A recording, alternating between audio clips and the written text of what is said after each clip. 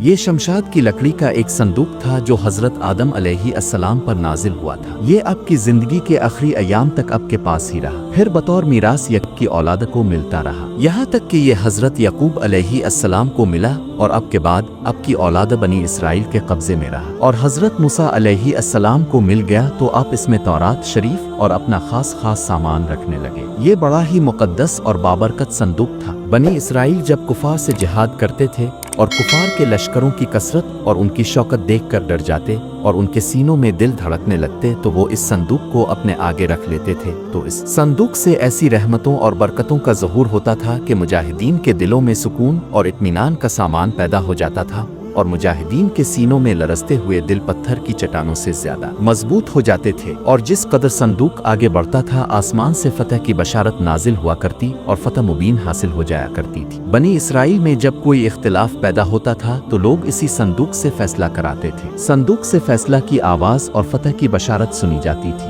بنی اسرائیل اس صندوق کو اپنے آگے رکھ کر اور اس کو وسیلہ بنا کر دعائیں مانگتے تھے تو ان کی دعائیں قبول ہوتی تھیں اور بلاؤں کی مصیبتیں اور وباؤں کی آفتیں ٹل جایا کرتی تھیں۔ الغرض یہ صندوق بنی اسرائیل کے لیے تابوت سکینہ، برکت اور رحمت کا خزینہ اور نصرت خداوندی کے نزول کا نہایت مقدس اور بہترین ذریعہ تھا، مگر جب بنی اسرائیل طرح طرح کے گناہ میں ملوث ہو گئے اور ان لوگوں میں سرکشی کا دورہ ہو گیا تو ان کی بدمالیوں کی نحوست سے ان پر خدا کا یہ غضب نازل ہو گیا کہ قوم عمالقہ کے کفار نے ایک لشکر جرار کے ساتھ ان لوگوں پر حملہ کر دیا۔ ان کافروں نے بنی اسرائیل کا قتل عام کر کے ان کی بستیوں کو تباہ کر ڈالا، عمارتوں کو توڑ پھوڑ کر سارے شہر کو تہس نہس کر ڈالا اور اس صندوق کو بھی اٹھا کر لے گئے۔ اس مقدس صندوق کو نجاستوں کے کوڑے خانہ میں پھینک دیا، لیکن اس بے ادبی کا قوم عمالقہ پر یہ وبال پڑا کہ یہ لوگ طرح طرح کی بیماریوں اور بلاؤں کے ہجوم میں مبتلا کر دیے گئے۔ چنانچہ قوم عمالقہ کے 5 شہر بالکل برباد اور ویران ہو گئے، یہاں تک کہ ان کافروں کو یقین ہو گیا کہ یہ صندوق رحمت کی بے ادبی کا عذاب ہم پر پڑ گیا ہے،